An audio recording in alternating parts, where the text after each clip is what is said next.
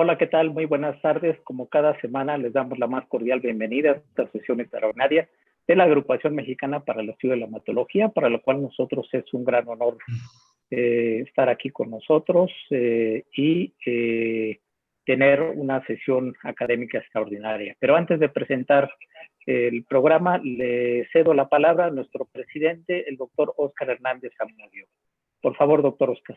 Gracias, Carlos. Buenas tardes. Tal como lo comenta el doctor, esta es una sesión extraordinaria sobre mieloma múltiple. Ahora tendremos ponentes que nos hablarán sobre los últimos tratamientos para mieloma múltiple y amiloidosis. Le agradezco infinitamente al doctor Adrián Alejandro Ceballos López, al doctor Víctor Jiménez Cepeda y al doctor José Ramiro Espinosa Zamora por su tiempo, por su apoyo y por su orientación acerca del tema de los que nos van a hablar. También quiero agradecerle a la doctora Aline Ramírez por su participación en estas charlas. Agradecerles también a los socios y a todas las sociedades hermanas latinoamericanas de hematología. Bienvenidos y adelante. Gracias, Carlos, por favor. Bien, muchas gracias a nuestro presidente, el doctor Óscar Hernández Zamudio. Y bueno, estamos terminando prácticamente con el cierre del mes, el mes del mieloma, esta sesión académica extraordinaria que hemos llamado los últimos tratamientos en mieloma múltiple. Y por supuesto, creo que es importante también tocar el tema de amiloidosis. Ya nuestro presidente dio la bienvenida no solamente a nuestros socios, sino además asistentes que nos siguen en redes sociales y a través de la plataforma, no solamente de la República Mexicana, sino también a través de toda América Latina, que siempre nos siguen semana a semana, en cual les agradecemos y vamos a estar comentando durante el transcurso de la charla cuántos son los que nos están siguiendo en línea. Y bueno, pues este es toda nuestra mesa directiva que hemos venido trabajando semana a semana para llevar estas sesiones académicas en línea, pues con base al confinamiento, y creo que esto ha venido de alguna manera a enriquecer las actividades académicas.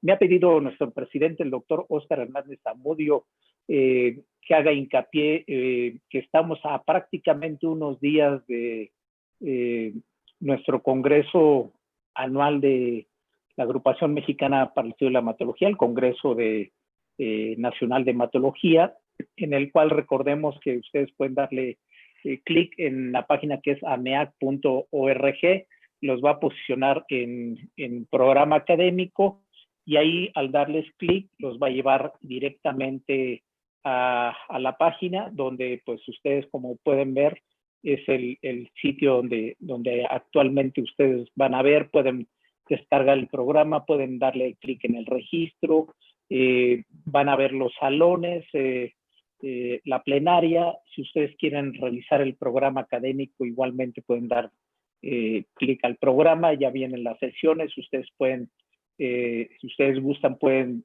visualizar el programa y descargar todo el programa académico. Ahorita estamos ya prácticamente en el cierre de las sesiones, viendo la logística junto con la agencia. Entonces, la verdad es que es un programa que vale la pena, es muy intenso. Tenemos 3 salones simultáneos en los cuales van a poder ver, pues simultáneamente va a estar difícil, pero bueno, yo puedo ver una plática, saltarme al otro salón, desde la comodidad desde una tableta, un celular o a través de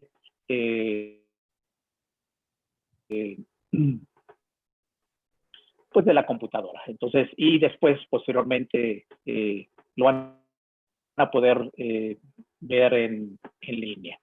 Entonces, me voy a permitir nuevamente regresar a las diapositivas.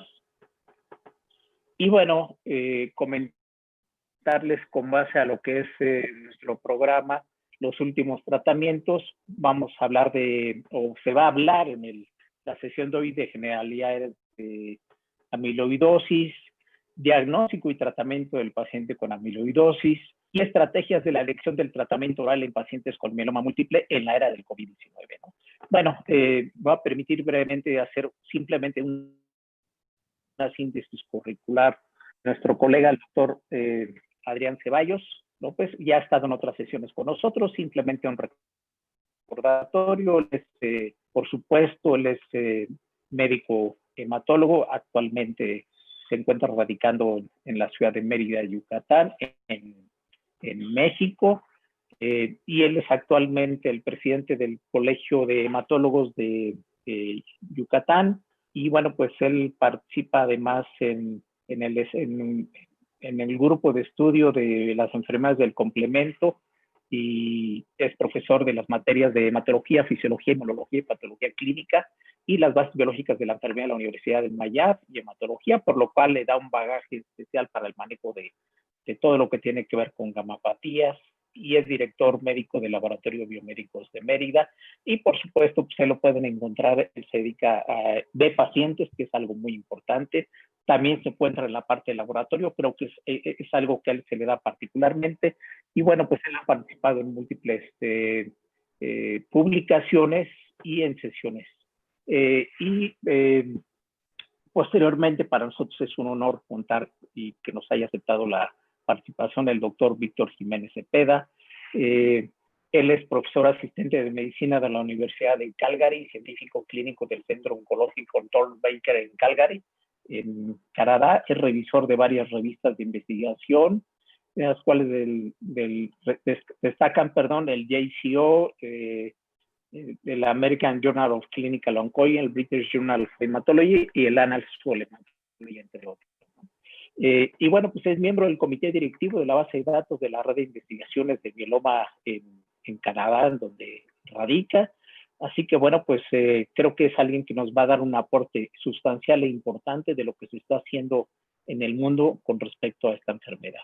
Y bueno, también para cerrar las conferencias del día de hoy, el doctor José Ramiro Espinosa Zamora, igualmente ya nos ha acompañado en otras ocasiones. Recuerden que él es médico hematólogo, él se encuentra en el Instituto Nacional de Cancerología en la Ciudad de México, y él es el coordinador precisamente el coordinador de la clínica de mieloma, es investigador de varios protocolos de investigación, particularmente en el área de mieloma. Ha participado en la publicación de diversos capítulos, en libros a través de el doctor Labardini, el libro de casos clínicos de hemato-oncología, y ha colaborado en diversas guías de práctica. Así que pues particularmente cuenta con una expertise para darnos la opinión, particularmente en tiempos de COVID. Así que pues nuevamente pues yo cedo la palabra con los temas que he comentado, y nos estaríamos nuevamente enlazando para la final de las sesiones, para la sesión de preguntas, respuestas y discusión. Muchas gracias, y adelante, por favor, doctor Adrián Ceballos.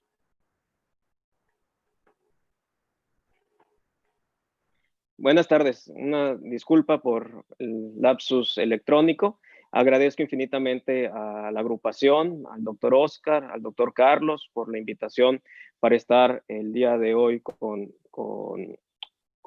ustedes y hablar de un tema que a veces no es tan común o no le ponemos tanta importancia, y es de estas enfermedades que están subdiagnosticadas y que espero que después de esta breve charla podamos tenerlo un poquito más en cuenta.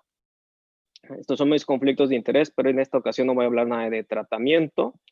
Y yo siento que no hay nada mejor como empezar una charla de algo es con casos clínicos. Es la forma en que muchas veces se nos quedan en la mente estas situaciones que pueden ocurrirnos en la práctica diaria. Se trata de una paciente de 67 años, originaria de Tlaxcala, residente de Cuernavaca, que tenía toda su vida prácticamente también en Tijuana, con ISSSTE en Tijuana, con acceso de servicio de salud en Sedena, y que acude a mi consulta en la ciudad de Mérida en junio de 2014, con una biopsia ya de mucosa rectal con rojo Congo positivo y una tomografía con datos de infiltración intestinal esquelética y en sistema urinario. Destacaba una anemia de 10 gramos, una creatinina de 1.3 y una pérdida de peso de 14 kilos en 6 meses, así como una gran proteinuria de 7.5 gramos en 24 horas. Y pues destacaba importantemente estas imágenes de la lengua geográfica y la púrpura orbitans. Le pedí rápidamente una radiografía lateral de cráneo en esa misma consulta, viendo rápidamente las lesiones líticas, y empezamos el estudio para buscar amiloidosis o mieloma múltiple para descartar esta parte. Si vemos la electroforesis de proteínas, no se observa un pico monoclonal como tal, pero al hacer el estudio de médula ósea encontramos una biopsia de médula ósea con 20% de células plasmáticas, el aspirado coincide con 20% de células plasmáticas, un cariotipo XX con deleción del 17P negativa, en el inmunofenotipo con 14% de plasmocitos monoclonales, proteína de Benz-Jones negativa, y en 15 días, mientras estábamos haciendo los estudios, la creatinina pasa de 1.3 a 2.5 con un edema sumamente importante de miembros inferiores. Entonces, en base a esto, en tener el rojo Congo positivo, aquí las cadenas ligeras estaban, por supuesto, muy distorsionadas. Hicimos un diagnóstico de mieloma múltiple con amiloidosis AL y se inicia CyBorD. En esta parte aquí perdí un poquito de contacto por la paciente por el costo del CyBorD. Estuvo en el ISSSTE en Tijuana para continuar su tratamiento y en ese momento se hizo un switch después de 6-8 ciclos de CyBorD a MPT, que en ese momento perdí la oportunidad de darle un trasplante a la paciente. Pero afortunadamente, a pesar de todo esto, se mantiene el mantenimiento con talidomida y hasta la fecha se encuentra en remisión completa. Me fue a visitar la semana pasada coincidentemente con esta sesión y miren la diferencia en la parte de los ojos y de la lengua en comparación de los estudios iniciales. Pasamos un segundo caso, es un varón de 52 años de edad que en diciembre de 2015 inicia con disnea, acude con un cardiólogo, con internista, con neumólogo, se le hacen diversos estudios sin encontrar causa de disnea y lo envían al psiquiatra. No es que no lo necesitara, pero también tenía realmente disnea. En febrero del 2017 le hacen una resonancia magnética nuclear en donde se documenta una cardiomiopatía restrictiva, motivo por el cual lo envían a mi valoración. Entonces vemos que el paciente no tiene anemia, 15 gramos de hemoglobina, con una creatinina de 1.05, un poquito de elevación de la urea, con bilirrubinas totales de 3.1 sin transaminasas elevadas, una albúmina de 4 con globulina de 2.6, una beta 2 microglobulina levemente elevada de 3155, las inmunoglobulinas no se encontraban elevadas, una electroforesis sin pico monoclonal, pero en la inmunofijación se observa cadena ligera libre lambda con cadenas ligeras libres séricas de 16.4 contra 700 con un ratio muy elevado hacia lambda, con proteína de Benz-Jones negativos, con leve hipercalcemia y un ProBNP muy elevado. Entonces, en este paciente, un aspirado de médula ósea con 1.8% de células plasmáticas clonales, con las anormalidades por FISH negativas, un cariotipo normal y una biopsia con rojo Congo positivo en la mucosa rectal. Entonces, este paciente se le hizo un diagnóstico de amiloidosis primaria AL. En este paciente se intentó hacer un trasplante de inicio antes de que se eleve tanto el ProBNP que les demostré de 8000, pero hubo un trámite administrativo de la aseguradora muy tardado y se deterioró el paciente, motivo por el cual no se pudo hacer un trasplante de primera línea, porque él era candidato por su juventud de 52 años, y se inicia un tratamiento de 4 ciclos de CyBorD, con una mejoría significativa del ProBNP y, como ven, una prácticamente normalización de las cadenas ligeras libres kappa y lambda en suero. En el seguimiento, lo consideramos apto para trasplante autólogo después de 4 ciclos y en ese momento que le comenté, estaba cenando en un restaurante y sufre un paro cardíaco súbito. Milagrosamente llega al hospital, se le coloca un marcapasos definitivo con desfibrilador y posteriormente a este evento empieza con derrame pleural recidivante que requiere 2 o 3 pleurodesis y completamos los 8 ciclos de CyBorD, se hace una enfermedad mínima residual no se encuentran ya células plasmáticas, continúan las cadenas libres ligeras en rangos normales. Incluso fue valorado para trasplante cardíaco. Hay series que Víctor nos pondrá un poquito más adelante del tratamiento de trasplante cardíaco en que no les va tan bien, pero este paciente, su fracción de eyección oscilaba mucho de acuerdo a la dieta o al manejo cardiológico que le daban. Por momentos estaba muy hipotenso, con variaciones de la fracción de eyección, de repente estaba mucho mejor. En los aspirados de médula ósea de seguimiento continuaba sin presencia de células plasmáticas clonales y en febrero de 2020 inició una falla cardíaca súbita a los 3 años de diagnóstico y fallece este año. Entonces, para resaltar, que tengamos amiloidosis AL, no necesariamente estamos hablando de mieloma múltiple. Tenemos una enfermedad en donde hay un bajo margen de células tumorales y principalmente el problema o la enfermedad está regulada por la disfunción de las proteínas. Y en el mieloma múltiple tenemos un alto margen de células tumorales y este tumor es el que da el daño principalmente, y tenemos un porcentaje de pacientes en donde coinciden estas dos entidades. En donde también lo vemos en la parte de la progresión, que en la proteína M puede añadirse durante la evolución de un paciente con mieloma múltiple la presencia de amiloidosis AL. En amiloidosis, las más sistémicas sabemos que tenemos localizadas, sistémicas, hereditarias, adquiridas, y lo que son, podríamos decir, primarias o secundarias, aunque más las estamos clasificando por el tipo de amiloide. El AL de cadena ligera, en donde su órgano principalmente blanco es el corazón. El AA por amiloide sérico A, también el corazón, pero estas están más asociadas a enfermedades autoinmunes o enfermedades infecciosas crónicas. Y las ATTR o las transtirretina con sus variantes y el tipo el tipo nativo. En esta parte, esta enfermedad tiene este componente hereditario y yo creo que Víctor nos hablará un poquito del tratamiento más nuevo que hay para estos pacientes. Entonces, en la parte de la patofisiología, en la amiloidosis AL, recordemos que principalmente el problema es un mal plegamiento de las proteínas, en este caso de una cadena ligera, que la incidencia es de 10.5 por cada millón de personas, pero que en alguna parte de la enfermedad de la mieloma múltiple, estos pacientes hasta el 10-15% pueden desarrollar amiloidosis. Prácticamente en el 80% son lambda. Recordemos que macroglobulinemia de Waldenström también puede tener esta situación de presentarnos amiloidosis AL, en donde hay una clona pequeña pero peligrosa que empieza a producir esta proteína inestable termodinámicamente, que es la que provoca mucha toxicidad. En conjunto hace un mal plegamiento, se producen fibras y estas fibras se acumulan como depósitos de amiloide en diferentes órganos, provocando daños. Y este comportamiento, de acuerdo a las fibras, puede ser un poquito más lento, pero cuando tenemos el núcleo crítico de estas fibras acelerado, vemos que la formación del amiloide es mucho más rápida y mucho más importante para el paciente.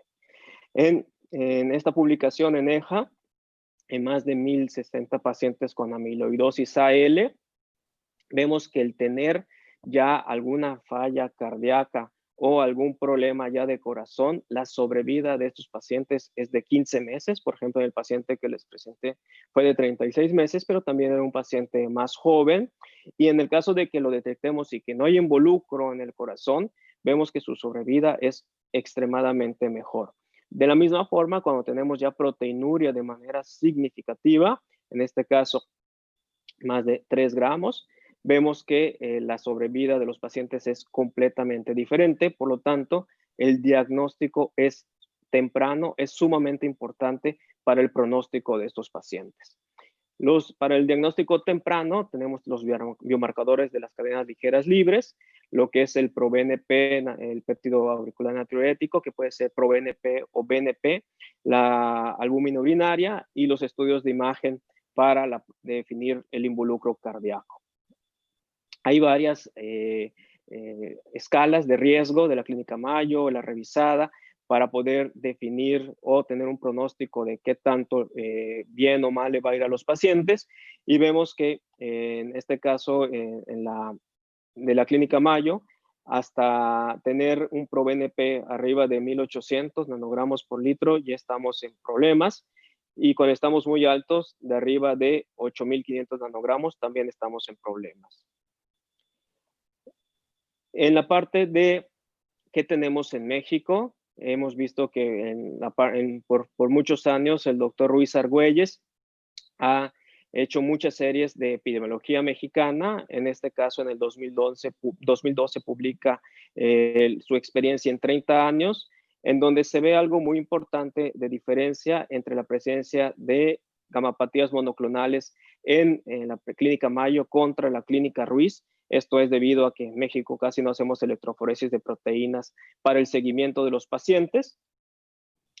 Y este artículo lo conoce muy bien Víctor porque hizo una carta del editor señalando algunos puntos que le parecían importantes de destacar, en donde el artículo concluye que es 14 veces menos frecuente y representa el 15% de las gamapatías monoclonales.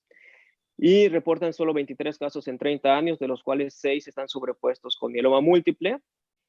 Y lo que sí destaca Víctor, que se hizo con cadenas ligeras totales, o sea, no se hizo con cadenas ligeras libres. Y la sobrevida que reportan es muy alta en comparación de otras series en esta parte.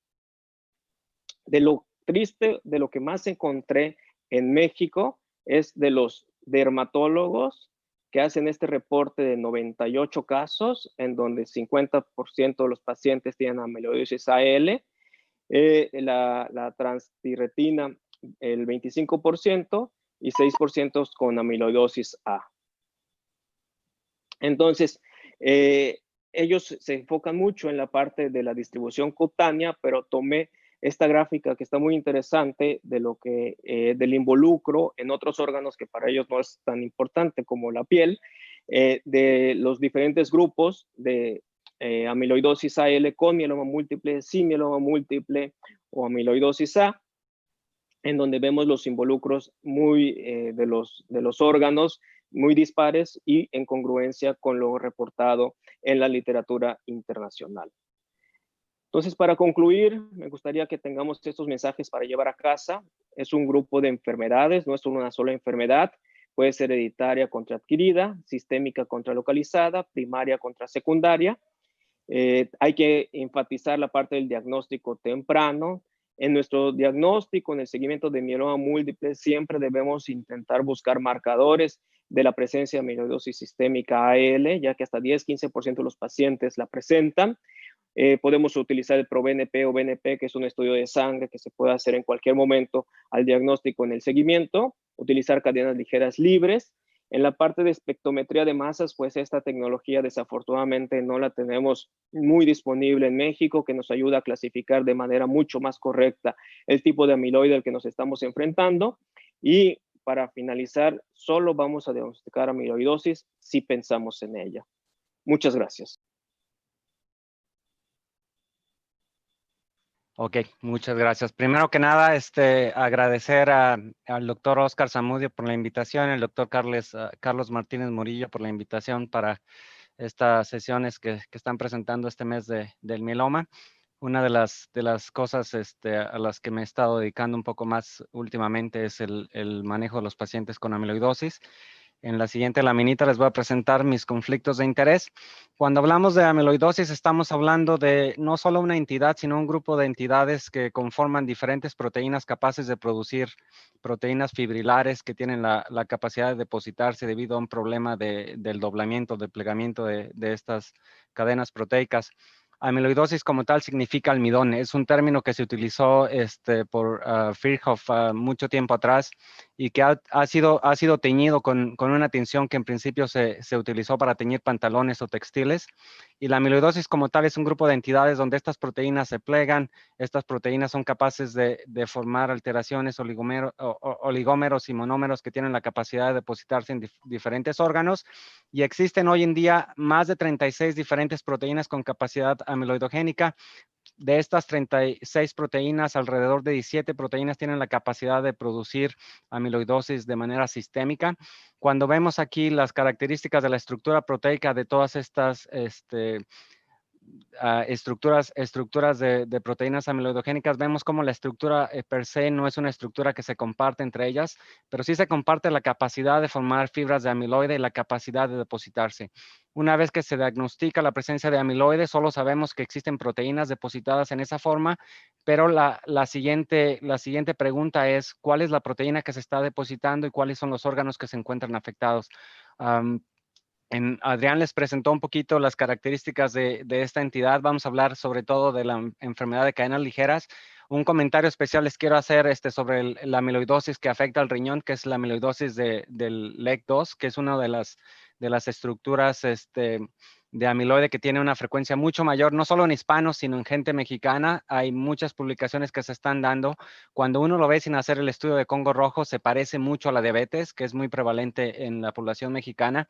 Los estudios iniciales de esta entidad se escribieron por el grupo del Dr. Benson, pero hoy en día sabemos que puede ser hasta la segunda causa de amiloide en el riñón. Cuando hablamos de la amiloidosis de cadena ligera, que es lo que habitualmente nosotros vemos en el ámbito de la hematología, sabemos que las clonas que se encuentran en la médula ósea pueden ser ya sea una clona de células plasmáticas o una célula clonal estirpe B.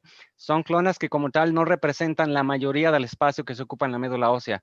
La mediana de células plasmáticas responsables de la producción de estas proteínas es alrededor del 7 al 8%, dependiendo de las series que se revisan, pero estas células tienen la capacidad de producir cadenas ligeras que son inestables cinética y termodinámicamente, que tienen la capacidad de formar oligómeros y monómeros que tienen no solo la capacidad de depositarse, sino la capacidad de crear toxicidad, inflamación y dañar el tejido donde se depositan, que es una de las causas de disfunción de los órganos donde la proteína se encuentra depositada, y obviamente la disfunción de estos órganos es lo que lleva a que los pacientes se presenten de una manera frágil y habitualmente tardía, ya que estas manifestaciones con una clona tan pequeña no ocurren en el lapso de días o meses.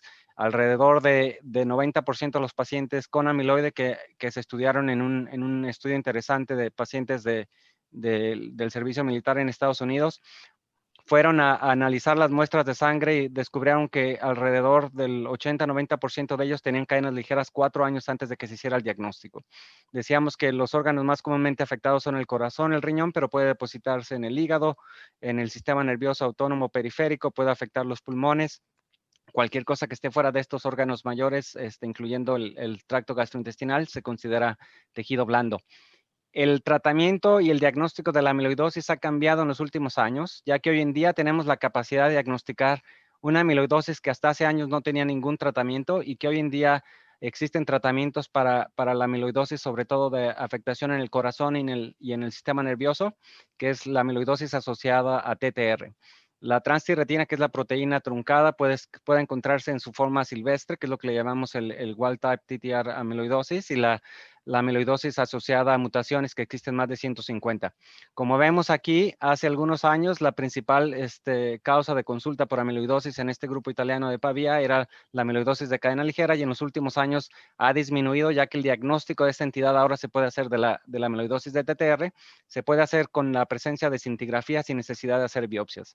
Los pacientes que requieren biopsia son aquellos que tienen gammopatía monoclonal de significado incierto, que puede presentarse en alrededor del 30 a 40% de los pacientes que tienen amiloide TTR. No porque tienen un componente monoclonal significa que los pacientes van a tener amiloide en el corazón relacionado a la cadena ligera. Una de las herramientas que nos ha ayudado a hacer diagnósticos sin necesidad de hacer estudios de biopsia endomiocárdica para diagnosticar el TTR versus la cadena ligera es este estudio de scintigrafía. La scintigrafía de hueso se utilizó desde la época de los 70s y 80s del siglo pasado para diagnosticar enfermedad metastásica. El grupo de Bolonia en Italia se encargó de identificar que había una captura muy importante en pacientes, sobre todo de edad avanzada, de 70 a 80 años, y lo que descubrieron es que la gran mayoría de estos pacientes, cuando se les hacía biopsia del corazón, tenían una captación muy importante en el estudio de cintigrafía y se demostró la presencia de TTR en forma de amiloide, lo cual obviamente llevó al análisis de estos grupos y a identificar que los pacientes con TTR tienen un score 2 o 3 en este estudio de cintigrafía, que si no tienen gampatía monoclonal, no hay componente monoclonal o cadena ligera, ya sea con el estudio de electroforesis de proteína, cadena ligera libre o inmunofijación, esos pacientes pueden ser diagnosticados si tienen un score 2 o 3 con TTR sin necesidad de hacer una biopsia del corazón. Hay algunos pacientes que pueden tener los dos, el amiloide de cadena ligera y TTR. Si una persona tiene 80 años, 20% de esos pacientes pueden tener lo que le llamábamos amiloidosis senil o de TTR de tipo silvestre o wild type. Y sabemos que la cadena ligera en un paciente que tiene gampatía monoclonal de significado incierto, la frecuencia de MGAS o de gampatía monoclonal de significado incierto a la edad de 80 es alrededor de 8 a 10% de los varones y alrededor de 6 a 7% de las mujeres. Entonces, la presencia de los dos suena razonable cuando el cuerpo está envejeciendo, las proteínas se truncan. Estas cintigrafías, si analizamos un caso con TTR, vemos cómo existe una clara captación aquí, y si vemos un paciente con cadena ligera, vemos cómo la captación es más difusa y no es tan clara como la que observamos en los pacientes con cadena ligera. Este es un estudio que presentamos este año, hace un par de semanas, en el simposio internacional de amiloidosis, donde analizamos 20 pacientes con amiloidosis de cadena ligera que se diagnosticó con biopsia, y vemos cómo en estos pacientes hay algunos, cuando está arriba de 1.5, este rango entre el corazón, la captación del radio trazador y el espacio contralateral de la caja costal, cuando es mayor a 1.5 sugiere altamente el depósito de amiloide de TTR, pero vemos cómo en los pacientes, sobre todo con afectación avanzada por amiloide, son aquellos que tienen más de 1.5 aún teniendo enfermedad de cadena ligera. Entonces, 10% de los pacientes con amiloide de cadena ligera pueden tener un score 2 o 3 cuando se evalúa la cintigrafía.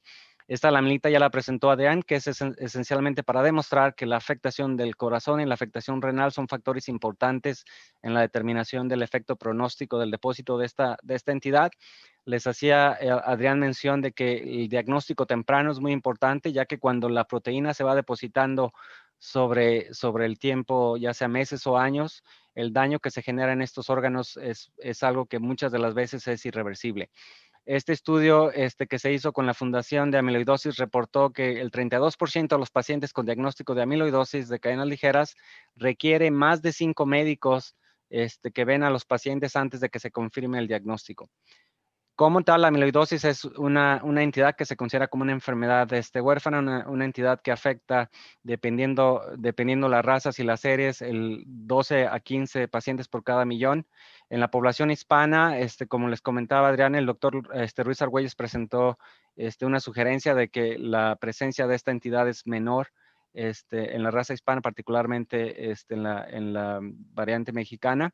Y lo que sabemos por los estudios que se han hecho en población mexicana en Estados Unidos, en estudios de análisis estadísticos como la base de datos del SER, es que en efecto la población hispana y en particular la mexicana tiene menor incidencia comparada con la raza blanca de amiloidosis. También Adrián les habló de estos marcadores o de estudios de imagen para hacer diagnóstico temprano. Les voy a dar en una laminita un poquito de ideas de lo que podemos hacer en ese sentido. Hoy en día el diagnóstico de amiloidosis de cadenas ligeras sigue siendo un diagnóstico que hacemos a través de las biopsias, pero hay maneras de hacer el diagnóstico sin ser tan invasivos. Si hacemos un aspirado de grasa periumbilical, la sensibilidad del aspirado per se es alrededor del 81-84%, pero se requiere de que se haga en un centro que tenga la capacidad de hacer estos estudios, que tenga estudios de microscopía de luz polarizada para ver esta imagen de manzana verde que se ve en la microscopía luz polarizada, y el diagnóstico de la tipificación para determinar si se trata de la cadena ligera o si es una amiloidosis TTR o cualquiera de los otros tipos que ya mencionamos, se hace en inmunohistoquímica o lo que se considera el gold standard por algunos centros en Estados Unidos. Algunos otros centros en Europa todavía consideran la inmunohistoquímica como el diagnóstico estándar o el estudio de diagnóstico estándar más importante. El otro estudio por Estados Unidos, particularmente por la Clínica Mayo, es el estudio de espectrometría de masa. Este tiene tiene mayor capacidad sensitiva y especificidad mayor, y vamos a mencionarles cómo es que se hace. Algunas otras alternativas es hacer una biopsia de glándula salivar menor, que tiene también un uso importante para este diagnóstico. Este año presentamos en el Congreso Europeo de Hematología lo que hacemos tenemos una clínica de gampatías monoclonal de significado incierto, donde muchos pacientes se analizan con ya sea anormalidades del componente monoclonal en cadena ligera o cadena pesada, y lo que hacemos es que todos los pacientes con cualquier componente monoclonal tienen una NT-proBNP que les hacemos al diagnóstico. Los pacientes que tienen anormalidades de las cadenas ligeras les hacemos aspirado de médula ósea. Cerca de 100 aspirados de grasa periumbilical se hicieron en pacientes con anormalidades de las cadenas ligeras y solo encontramos 3 pacientes con amiloidosis. 2 que tenían claramente daño a órgano con proteinuria y 1 donde se hizo el diagnóstico a través de la grasa periumbilical. Otras alternativas es identificar la clona con estudios más sensibles que quizá nos ayudan a determinar cuáles son los factores inmunofenotípicos de la clona del amiloide y tratar de encontrar este inmunofenotipo en estadios tempranos como la gammopatía monoclonal de significado incierto. Aquí les presento la experiencia del grupo italiano, donde tuve la oportunidad de hacer una estancia con ellos, y vemos cómo la presencia de células monoclonales y el inmunofenotipo también es un marcador que no solo es diagnóstico, sino también pronóstico. Hablábamos de la espectrometría de masa como el factor para hacer el diagnóstico. Este estudio de espectrometría de masa se hace en la Clínica Mayo, hacen lo que llamamos espectrometría de masa con disección en láser. Entonces, si ven aquí la laminita donde se hace el diagnóstico del amiloide basado en la presencia de positividad del Congo rojo, se separa y se diseca con el uso del láser, y después vamos a hacer una espectrometría de masa en la secuencia peptídica, y esto se va a exponer a un algoritmo donde se encuentran las series de secuencias peptídicas que se han identificado como amiloidogénicas, y revisamos cuál es la abundancia de estas secuencias peptídicas. La firma que le llamamos firma amiloidogénica incluye el SAP o la proteína amiloide sérica, incluye el ApoA4 y el ApoE, y además de estas 3 proteínas que contribuyen a la formación de amiloides, se encuentra la proteína con abundancia proteica mayor, que es la que le da la sensibilidad y especificidad a la detección de la proteína amiloidogénica. En este caso se trata del depósito de cadena kappa. El grupo de la Clínica Mayo recientemente publicó más de 16,000 muestras que se han analizado en ese centro de referencia, y lo que vemos es que el diagnóstico de amiloidosis de cadena ligera y otros tipos de amiloides se puede hacer en diferentes órganos y tejidos.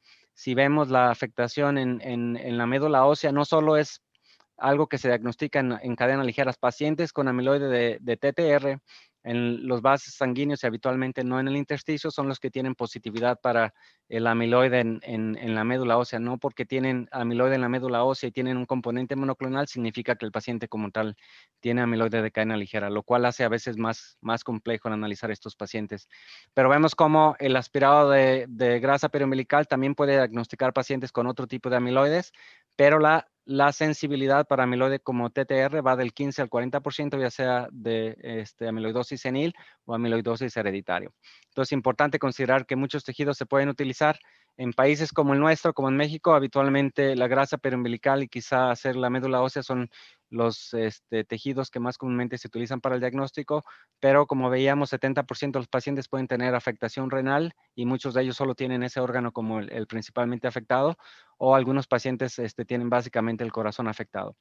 El pronóstico de los pacientes con amiloide está basado en la afectación cardíaca y la afectación renal. Entonces, el pronóstico aquí está identificado con la asociación de NT-proBNP, troponina altamente sensible T, la presencia de cadenas ligeras.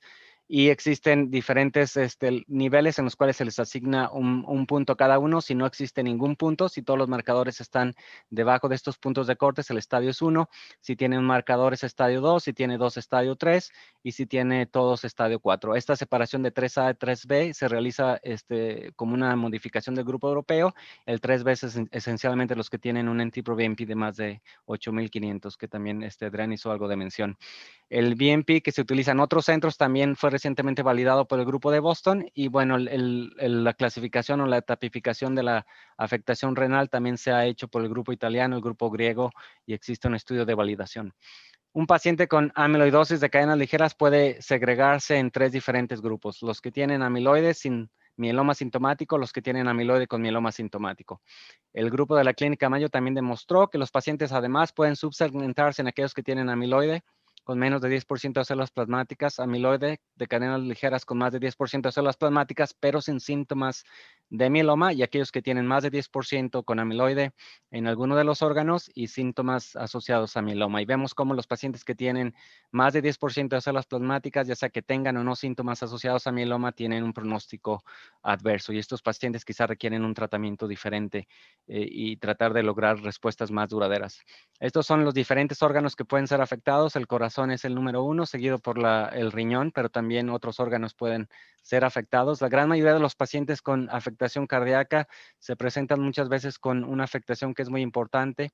82% de los pacientes pueden tener falla cardíaca y pueden desarrollar muerte súbita. Pacientes con una NT-proBNP de más de 5,000 tienen una posibilidad de morir en los primeros 3 meses de alrededor del 30%. Entonces, es una entidad que como tal puede ser muy devastadora, ya que se presenta en estadios tardíos.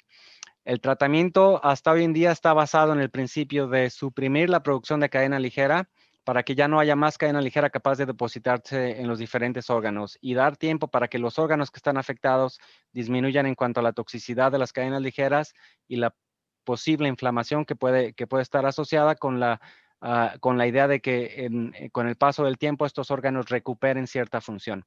Lo que pasa con el amiloide es algo similar a lo que pasa con la cirrosis asociada a virus de hepatitis.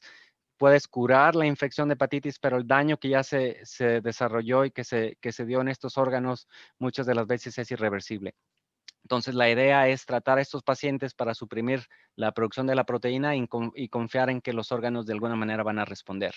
El problema es que hay muchos pacientes que tienen afectación avanzada, sobre todo en el corazón y en los riñones, o a veces muchos órganos afectados al mismo tiempo, lo cual hace más difícil que los pacientes toleren los tratamientos que tenemos. Hoy en día los tratamientos que tenemos en amiloides son prestados de los tratamientos que habitualmente usamos en mieloma. Vemos cómo el uso de medicamentos que son capaces de brindar respuestas duraderas y respuestas profundas es importante, ya que la supervivencia global se asocia a mejores respuestas. Y el grupo italiano y el grupo griego recientemente demostraron que los pacientes que tienen incluso respuestas completas con enfermedad residual mínima negativa son los pacientes que tienen mejor supervivencia. Nosotros este año reportamos nuestra experiencia con CyBorD. Los pacientes que están arriba son pacientes que tienen respuesta completa con enfermedad residual mínima negativa o positiva. Vemos cómo para supervivencia global ambos, independientemente de la enfermedad residual, están vivos, pero cuando vemos la supervivencia libre de progresión, el grupo que tiene enfermedad residual positiva es el grupo que tiene al menos 3 pacientes progresando, lo cual sugiere que pudiera tener implicaciones. Otra de las características que consideramos al momento del diagnóstico es si un paciente es lo suficientemente elegible para desarrollar terapias con quimioterapia, como la que usamos para el trasplante. En el año 2007, bueno, los estudios iniciales de aleatorización para el trasplante comparados con terapia convencional vienen desde principios de la era de los 2000, pero en el 2007 se diseñó un estudio en Francia donde se evaluó el uso de melphalan y dexametasona comparado con trasplante para pacientes que fueron diagnosticados con amiloidosis de cadenas ligeras. Este estudio incluyó más de 30 centros, no todos con experiencia en el trasplante de células hematopoyéticas en pacientes con amiloide, y la mortalidad fue mayor comparada con melphalan y dexametasona. Muchos centros abandonaron el uso del trasplante, con excepción de la Clínica Mayo, con excepción del grupo de Nueva York y el grupo de Boston. Después descubrimos que el NT-proBNP es uno de los marcadores de función cardíaca que es muy importante, y descubrimos que eso nos puede ayudar a seleccionar mejor a los pacientes. Esta es la experiencia del grupo de Nueva York, donde vemos que la supervivencia global en alguien que se trasplanta puede llegar a ser de 5 años, solo con trasplante sin ninguna terapia de mantenimiento. La supervivencia global puede extenderse a más de 8 años e incluso más de 10 años si se hace una selección oportuna de los pacientes. Pero el problema es que si no seleccionamos adecuadamente a los pacientes, en los primeros 3 meses vamos a tener una mortalidad importante. La mortalidad en el trasplante para los pacientes con mieloma se reportó entre el 5 y el 10% cuando no contábamos con estos marcadores de función cardíaca, y hoy en día se considera que podemos hacerlo de una manera más selectiva. La administración de tratamientos de consolidación o mantenimiento también es capaz de incrementar los rangos de respuesta profunda. Aquí podemos ver el uso de talidomida o el uso de bortezomib como consolidación y vemos cómo las respuestas completas pueden incrementarse a las 12 meses de 24 a 48%. Si se utiliza la talidomida como consolidación de 21 a 36 y el bortezomib hasta el 62% de respuestas completas después de la consolidación. Hay diferentes estudios que son reportes de series o experiencias en muchísimos centros con respecto al trasplante. Esta es una reunión de más de 1,500 pacientes del CIBMTR, que es el registro de trasplantes de Norteamérica. Y bueno, lo que se demostró es que las supervivencias, dependiendo las series, pueden ser a 5 años mayores al 50 y hasta el 77%.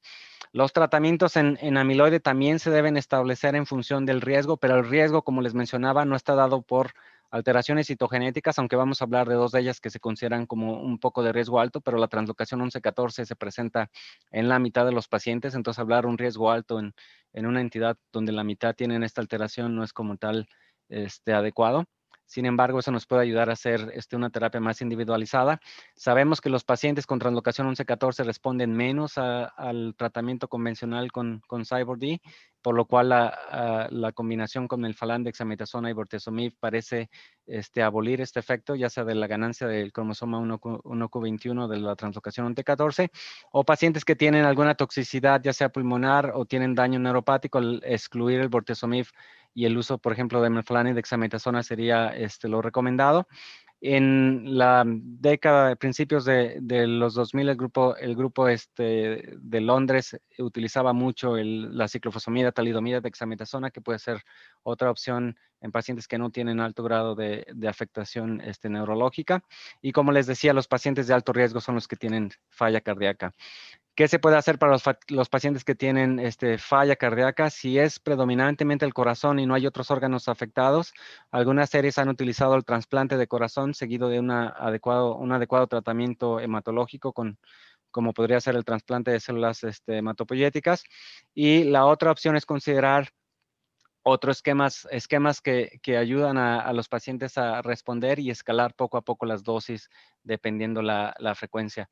Mucha esperanza se dio con la llegada de defibriladores implantables, el uso de marcapasos en pacientes con amiloides. Es una serie donde tenemos cerca de 12 pacientes que desarrollaron falla cardíaca y requirieron ya sea marcapasos o requirieron un defibrilador, y vemos cómo a pesar de que los pacientes requirieron de estos dispositivos, los dispositivos no incrementaron la supervivencia. Los pacientes de todas maneras se encontraban frágiles y tienen una supervivencia mediana menor al año, lo cual sugiere que el diagnóstico temprano es importante. Este es el reporte más grande del uso de bortezomib o regímenes basados en bortezomib, donde vemos las respuestas globales son alrededor del 65%. Como les decía, los pacientes con translocación 11-14 se han reportado en al menos 3 series que no responden de la misma manera.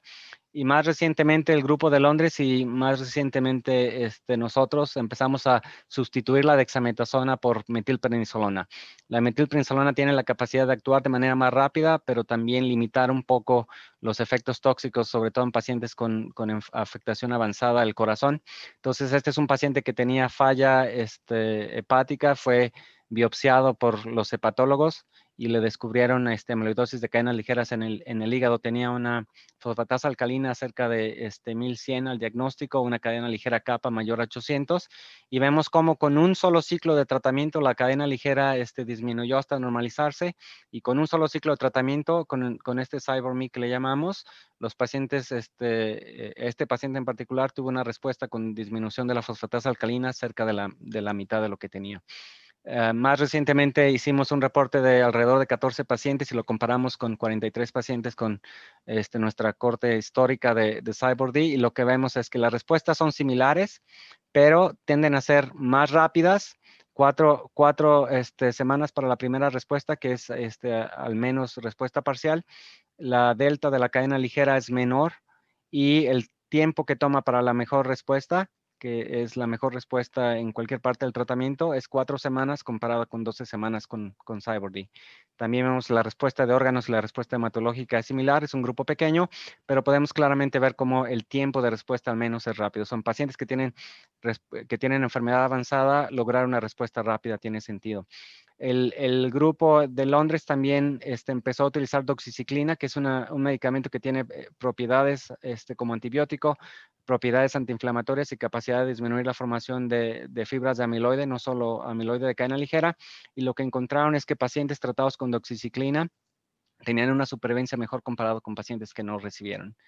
El amiloide como tal, de cadenas ligeras, no es una entidad que se cura, es una enfermedad que se puede controlar, la clona es menor, entonces una buena respuesta va a darnos una duración mayor en cuanto a mantener la respuesta, pero sabemos que en algún momento va a recaer. Y bueno, cuando existe la recaída, los medicamentos que utilizamos tienden a ser similares a los que se utilizan en mieloma. Podemos utilizar inmunomoduladores, como podemos ver aquí, la lenalidomida o la pomalidomida, y más recientemente el uso de daratumumab. 50%, entre 50 y 60% de los pacientes con amiloide de cadena ligera van a tener 10% de células plasmáticas o más, lo cual nos va a dar la posibilidad de llamarles mieloma y utilizar el tratamientos que están aprobados para mieloma. Este es un paciente que inicialmente hicimos trasplantes, se consolidó con CyBorD, no tuvo una muy buena respuesta parcial, pero durante el primer año progresó. Lo pusimos en lenalidomida dexametasona, hizo una muy buena respuesta parcial, y cuando se aprobó el daratumumab en combinación con lenalidomida dexametasona, agregamos el daratumumab y pueden ver, esto es en mayo 21, para el 28 de mayo estaba cerca de obtener la respuesta completa. Después del primer mes de tratamiento, el paciente tuvo respuesta completa, sin que hubiera otro tratamiento previo que fuera capaz de darle ese grado de respuesta. Hay varios reportes con daratumumab, más recientemente en pacientes de nuevo diagnóstico, se reportó la combinación con CyBorD y daratumumab, y podemos ver cómo las respuestas globales son cercanas al 100%, 96% de los pacientes, pero vemos cómo las respuestas mayores son cerca del 54%. Los rangos de toxicidad son similares. Les comentaba también que el 50% de los pacientes con amiloide tienen translocación 11-14. Y vemos cómo el venetoclax, que es una terapia contra BCL1, es un tratamiento que se antoja un blanco de tratamiento ideal para pacientes con amiloide y leucemias de células plasmáticas, porque la translocación 11-14 es más frecuente. Y vemos cómo los pacientes con amiloide y translocación 11-14 tienen una respuesta muy importante al venetoclax. Un estudio con venetoclax y daratumumab se va a iniciar en el otoño. La esperanza que teníamos en el pasado era utilizar anticuerpos monoclonales con la capacidad de remover el amiloide, exponer el amiloide a los macrófagos y eliminarlo a través del riñón. Uno de los estudios iniciales en este tipo de estrategias es la combinación con un anticuerpo diseñado contra el SAP, liderado por el grupo de Londres, que demostró en los estudios de fase 1 y 2 adecuada respuesta. Desafortunadamente, el estudio de fase 3 se tuvo que interrumpir por toxicidad. Lo mismo pasó con otro estudio del NIOD1 que les voy a mencionar. El único que se encuentra en desarrollo es este estudio con lo que le llamamos ahora el CAL-101, que es una infusión que se administra en la primera semana. Estudios de fase 1 y 2 que demuestran que las respuestas pueden ser duraderas aún con una sola dosis. Este es el estudio del otro anticuerpo que tiene un poco más de madurez. El estudio se terminó porque no demostró utilidad en los estudios de fase 2 y fase 2B, pero en el subanálisis se demostró que existe mejoría en cuanto a la caminata de 6 minutos y la supervivencia global, que les voy a mencionar en la siguiente laminita, y también en los estudios de calidad de vida. Cuando vemos el grupo de pacientes con enfermedad avanzada, es el único grupo que demostró el beneficio del uso del anticuerpo monoclonal, y lo que se sugirió es en ese entonces quizá utilizar daratumumab con este anticuerpo. Desafortunadamente, la empresa que produce este anticuerpo se fue a la bancarrota y no tenemos como tal un programa para diseñar esto. Una de las mejores estrategias es tratar de prevenir la formación de amiloide, ya que sabemos que una vez que el amiloide se deposita, siempre va a haber toxicidad, va a haber inflamación y el daño muy probablemente va a ser irreversible. Entonces, las posibilidades de afectar la producción del amiloide están en identificar tempranamente los pacientes que tienen capacidad amiloidogénica en la médula ósea. Se han hecho estudios donde se hace evaluación de 6 mutaciones que son las más frecuentemente encontradas en amiloide de cadena ligera lambda. La afectación de cadena kappa tiene un patrón de glicosilación que es diferente en la cadena ligera, y se puede evaluar esta glucosilación con estudio de MassFix que hace la Clínica Mayo. Y existen además otros estudios de imagen con nuevos trazadores como el florbetapir, el PET-CT con florbetapir, que tiene la capacidad de hacer muy afín a la cadena ligera. Entonces, la idea es documentar estos pacientes y quizá utilizar estabilizadores de la cadena ligera, para que estos estabilizadores prevengan la formación de la cadena ligera antes de que se depositen las fibras en el tejido, y como tal disminuir no solo el depósito, no solo la cadena ligera producida, no solo matar las clonas de células plasmáticas, sino prevenir el daño de la formación de esto. Y vemos cómo las diferentes formas de afectar las vías con las cuales sobreviven las células plasmáticas, o el daño que se ocasiona con la producción de estas fibras, se dan con diferentes tratamientos. Podemos hacer lo mismo que estamos haciendo, que es dirigir el tratamiento a las clonas de células B. Lo más reciente es pacientes con amiloides pueden ser sometidos a CAR-Ts, especialmente sobre el BCMA, que se reportó en el simposio de amiloide, que es altamente expresado en las células plasmáticas de los pacientes con amiloidosis de cadena ligeras. El belantamab, que es otro anticuerpo conjugado que tiene mucha toxicidad corneal, también se puede dar. Nosotros tuvimos un paciente con mieloma y amiloide que tuvo una respuesta con la primera dosis cercana a la respuesta completa. Entonces, esos tratamientos que hoy en día se usan en mieloma también pueden tener capacidad de daño clonal, o de matar a las clonas de una manera más eficaz, pero en realidad lo que tenemos que trabajar es disminuir la formación de las fibras antes de que ocasionen daño, que es lo que habitualmente lleva a los pacientes a tener más problemas. Entonces, como conclusiones, es una enfermedad rara. Estamos tratando de identificar a la entidad de manera más temprana. Desafortunadamente no existe un biomarcador que sea 100% sensible y específico estos días, pero es en lo que tenemos que trabajar. Y lo que tenemos que considerar es que los tratamientos van a funcionar, pero si identificamos a los pacientes de manera temprana, los pacientes van a ser capaces de tolerar el tratamiento de mejor manera. Como siempre, darles las gracias por todo lo que hacen por nuestros pacientes allá en México en estos tiempos tan difíciles. Esperemos que pronto nos toque estar juntos otra vez. Les agradezco por la invitación. En el centro que tenemos aquí en Calgary estamos organizando un día de amiloide donde vamos a tener pláticas. Lo vamos a dedicar al doctor Merlini. Aquí les presento la laminita. Si alguno de ustedes está interesado en participar, es una sesión virtual que se va a hacer vía Zoom. Si me mandan un mensaje a mi correo electrónico, lo registramos y les podemos mandar el link para que lo vean. Las presentaciones van a estar grabadas, entonces aunque no tengan acceso a toda la presentación, si me mandan el mensaje, lo registramos y les mandamos el link para que lo vean cuando tengan tiempo. Aquí termino y muchas gracias por su atención. Muchas gracias el doctor Óscar Hernández Zamudio, el doctor Martínez Murillo y a todo el comité por la invitación. Gracias, Aileen, también por la invitación.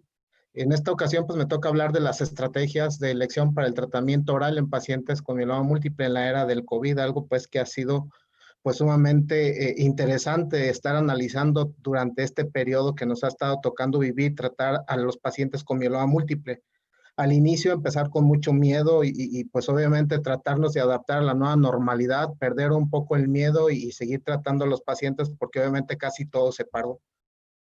Sí sé que pues el módulo habla de las nuevas estrategias de tratamiento, pero pues el 85% de los pacientes mexicanos están tratados con talidomida.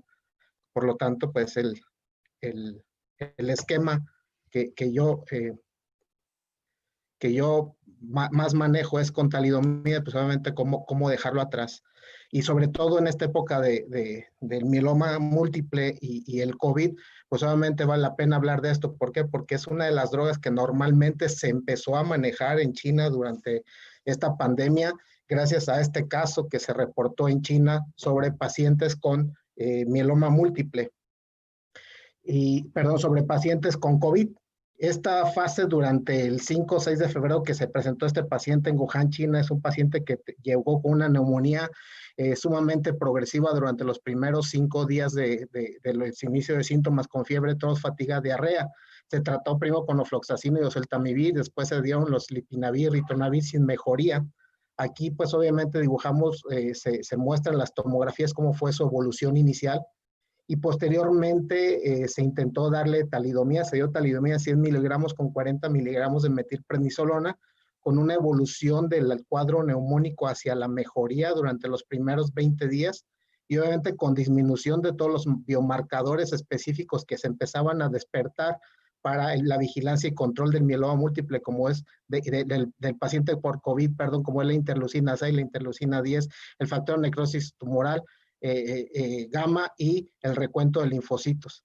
También se dibuja en las gráficas de este único paciente cómo fue recuperando el recuento de linfocitos y cómo fue evolucionando a través del tiempo con los distintos tratamientos, su correlación con la síntoma y la persistencia, obviamente durante los siguientes 20 días de talidomida y metilprednisolona. La mejoría fue importante, este solamente fue un caso reportado en línea, esto hasta febrero así había quedado y en marzo pues aparece su publicación como tal.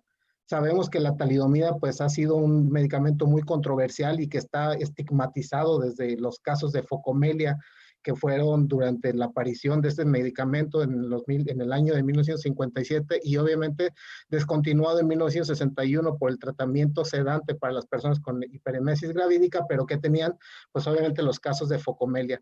La FDA solamente lo aprobó para el mieloma múltiple, para el eritema nodoso y se ha estado utilizando en múltiples padecimientos, sobre todo el tipo reumatológico, como un medicamento antiinflamatorio, cuya actividad antiinflamatoria ha sido probada para la talidomida. Obviamente, la única respuesta muy buena fue sobre el eritema nodoso, pero sin embargo, en la artritis reumatoide, en la colitis y en las enfermedades de Crohn, pues obviamente se mostró cierta mejoría, mas sin embargo, no fue muy bien respaldada, por lo tanto, no dio la FDA la aprobación para ese tipo de manejos. La actividad fagocítica es lo que mejor se le conoce a la talidomida, o sea, así como la inhibición de los libidos de los mediadores antimicrobianos y la mejoría en el número de células asesinas naturales. Tiene un efecto benéfico sobre los neutrófilos, puede inhibir su quimiotaxis en el sitio de inflamación, suprime toda la generación de las especies reactivas de oxígeno y modula la interacción de las células endoteliales al nivel de los neutrófilos. A nivel de las citocinas y quimiosinas, tiene a inhibir todo lo que nosotros conocemos como la tormenta de interleucinas o de citocinas, que son las promotoras de los fenómenos inflamatorios durante la fase leve moderada respiratoria en el virus SARS-CoV-2 respiratorio. También estas citocinas proinflamatorias, todas las más afectadas, también van a activar el factor de necrosis tumoral alfa, el cual se ve inhibida con la talidomida, y obviamente el factor de necrosis tumoral kappa beta también se ven inhibidas por esta acción de la talidomida. En cuanto a la acción que tiene sobre la inmunidad adaptativa de la talidomida, tiene un impacto sobre las células B, disminuye toda la concentración sérica, sobre todo estos son trabajos en ratones. En los pacientes con lepra respalda el efecto regulador inmunológico específico, también activa sobre las células T, mejorando la diferenciación de estas células y sobre todo las TH1 y posteriores al aumento y posteriormente aumenta todos los niveles de interferón gamma y de interleucina 2. Sobre los macrófagos alveolares tienen un potente, sobre todo, tiene una mejoría en la actividad de este fenómeno intersticial y obviamente una producción inhibida de la interleucina 2. Hay muchos estudios que hablaban sobre el efecto de la talidomida sobre algunos fenómenos o enfermedades que daban características muy similares a los cambios pulmonares sobre el COVID. Es decir, la inflamación pulmonar inducida por Klebsiella tenía ciertos cambios que son los que se enumeran aquí, muy similares a lo que hace el COVID. También en ratones, esto ocurrió en ratones, la neumonitis por paraquat o la fibrosis pulmonar por paraquat tiene cambios inflamatorios muy comunes a los que son vistos en el COVID, y la fibrosis pulmonar inducida por bleomicina también tiene cambios muy similares a los producidos por el COVID. En este tipo de estudios, el estrés oxidativo, se ha visto que la mejoría de la talidomida tiene mucho que ver sobre la actividad de los neutrófilos, la mejoría del estrés oxidativo, inhiben las mieloperoxidasas, bloquean toda la cadena de interleucinas y citocinas, mejoran el mecanismo de la mieloperoxidasa y el óxido nítrico, y obviamente son el mecanismo de los virales, como lo es la neumonía por H1N1 en ratones, también suprimió la inflamación pulmonar, la supresión de la expresión de citocinas y quimiosinas, inhibe todos los factores de necrosis tumoral y las interleucinas, y estabiliza todavía los fenómenos inhibitorios que pueden producir los fenómenos inflamatorios que nosotros conocemos y hemos visto en el SARS-CoV-2. En 23 pacientes con fibrosis pulmonar idiopática también mejoró con la utilización de talidomida. Este es un esquema donde la talidomida actúa a nivel de la quimiotaxis, a nivel de la tormenta de citocinas, a nivel de estrés oxidativo, a nivel de la activación de los macrófagos, de los neutrófilos y los monocitos. Tiene esa interacción importante, sin embargo, pues ha sido muy cuestionaria su utilización y casi siempre todos los investigadores cuando hablan sobre este tipo de medicamentos, pues lo han visto con miedo y con cierta discrepancia. La inflamación asociada al COVID en los pulmones va a afectar obviamente todo lo que es el mecanismo del estrés y del árbol respiratorio, primero decapitando lo que son los cilios y posteriormente matando las células ciliadas y posteriormente pasando el endotelio y activando los mecanismos de inflamación y obviamente favoreciendo el estrés oxidativo y la famosa tormenta de interleucinas y el fenómeno de hiperinflamación. En total, una lesión pulmonar letal. Podría inhibir entonces la talidomida en la quimiotaxis de los neutrófilos cuando hay esa decapitación de las células ciliadas. Podría regular la baja de la tormenta de citocinas cuando las células ciliadas desaparecen y pasa a las células planas que están por debajo de las células cilíndricas. Suprimen la forma independiente del estrés oxidativo y regulan de forma ascendente las células natural killer y células T que son específicas para poder identificar y pelear al tú por tú con el COVID. Revertir el efecto regulador descendente del COVID del factor de necrosis tumoral alfa y las interleucinas específicas. Se propuso por el mismo grupo de estudio chino utilizar estudios fase 2 con talidomida. El primero era para ver la eficacia y seguridad en combinación con dosis bajas de esteroides para los pacientes con neumonía en casos graves de COVID. Se planteaban 40 pacientes con 100 miligramos de talidomida, metilprednisolona 40 miligramos cada 12 durante 5 días y albidol 200 miligramos 3 veces al día. Revisando y buscando en Clinical Trials, pues nunca se abrió el reclutamiento. Otro ensayo que hablaba de la eficacia y seguridad de la talidomida para el tratamiento de los casos nuevos o moderados con neumonía, se pretendía reclutar 100 pacientes dándoles talidomida por 14 días, pues obviamente también nunca se reclutaron pacientes y hasta la fecha en la última revisión de Clinical Trials se quedó ahí. Obviamente se ha sido estigmatizado y se ha tomado con moderada precaución el uso de la talidomida. Cuando se habló de la neumonía intersticial idiopática, pues obviamente el grupo del CHEST puso muchos peros y trabas y progresivamente todos los estudios que estaban en fase preclínica para los en ratones como lo del paraquat, lo de la fibrosis por bleomicina, lo de la neumopatía intersticial, pues sin ninguna explicación básica o clara, estos estudios también fueron varados y no continuó más. Por lo tanto, ha sido cuestionable la utilización y la única evidencia que tenemos para el COVID ha sido el mecanismo de inhibición de las citocinas específicas, el único caso reportado en China que fue manejado y a lo cual también se le puede atribuir que la cortisona o la metilprednisolona tuvo mucho que ver en esta fase. Y obviamente todos los que han manejado talidomida como en la lepra o los reumatólogos o los dermatólogos han dado cartas al editor sobre el por qué se había suspendido este medicamento y que se debía utilizar en estudios más amplios con esta reutilización. Obviamente, Clinical Trials, hablando de drogas en mieloma, pues no hay ninguna, excepto la talidomida que se ha utilizado en todos los ensayos que hay ahorita para COVID.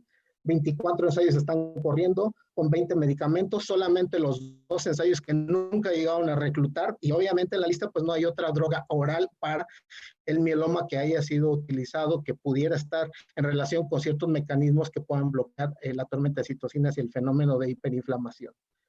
Nosotros, en compañía del Comimex, con Gregorio Ignacio, Aline Ramírez, Adrián Ceballos, y todo el grupo que estamos incorporado hacia el estudio y el registro de pacientes para lo cual se hace la invitación con la doctora Aline Ramírez para seguir recabando más pacientes, pues obviamente reunimos las características clínicas de los pacientes que ya estamos manejando con mieloma múltiple y que tuvieron diagnóstico de COVID.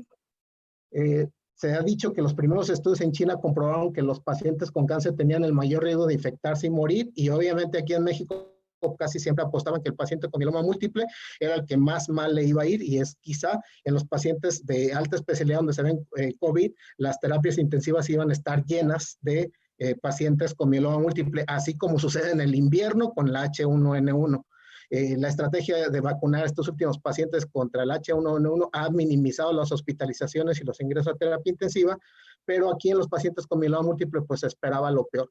Obviamente, este estudio empezamos a reclutar los pacientes junto con el grupo latinoamericano de mieloma múltiple, al cual Aline Ramírez y Gregorio Ignacio me hicieron el favor de invitarme. Empezaron a reclutar pacientes de marzo a julio, 52 pacientes se reunieron, 7 países, nosotros, México, solamente reunimos 12 pacientes. La supervivencia de todos la corte al día 69 era alta, 67%, pero conforme fue incrementando la mortalidad y el haber requerido ventilación mecánica, pues esta supervivencia fue disminuyendo cuando se compararon diferentes grupos. Respuesta completa sin comorbilidades, sin respuesta con comorbilidades o pacientes que requerían ventilación mecánica. Al comparar todos los pacientes controlados tenían más allá de una respuesta parcial, o los pacientes que no eran controlados tenían una mortalidad alta. Es decir, si están bien, la mortalidad era baja; si no estaban bien, la mortalidad fue baja. Y obviamente, pues esto fue aprobado para meterlo al siguiente grupo de ASH. Nosotros en el Instituto Nacional de Cancerología pues iniciamos una estrategia en coordinación con las autoridades del hospital y la jefa del departamento, Silvia Rivas, y obviamente se montó una fase de triage que era poder seleccionar a los pacientes. No todos los pacientes iban a estar mezclados con los pacientes con cáncer y COVID. Nunca nos transformamos a hospital COVID, pero tenemos un área COVID y teníamos 2 fases. El escrutinio durante la entrada del paciente pasa solo a la consulta externa, sin acompañante, a no ser que lo requiera por silla de ruedas, etcétera, etcétera. Si el paciente era sospechoso pero con prueba negativa, se pasaba a un área de transición, y hasta que se confirmara la prueba era positiva, pasaba al área COVID. Si la prueba era negativa, solo se pasaba a la hospitalización general. Y así, pues obviamente hemos estado nosotros reclutando varios pacientes. Nosotros hasta la fecha, actualmente tenemos 9 pacientes COVID con mieloma múltiple, 7 fueron hospitalizados, 2 se manejaron de manera ambulatoria, 3 requirieron ventilación mecánica, los 3 murieron, los 3 tenían enfermedad progresiva, lamentablemente. ¿En qué consiste? Sabemos que el paciente con mieloma múltiple tiene un mayor riesgo de infecciones, y esto es porque los detectamos en una edad mayor de 60 años. Tienen una edad avanzada y probabilidades de tener muchísimas comorbilidades, tienen linfopenia al momento del diagnóstico y tienen factores de riesgo para desarrollar múltiples infecciones. El clon de mieloma múltiple suprime el desarrollo de la función normal de las células B o de la inmunidad adaptativa, una pérdida de inmunoglobulinas funcionales con un mayor riesgo de complicaciones en los pacientes de mieloma múltiple, y una disminución de las células TCD4.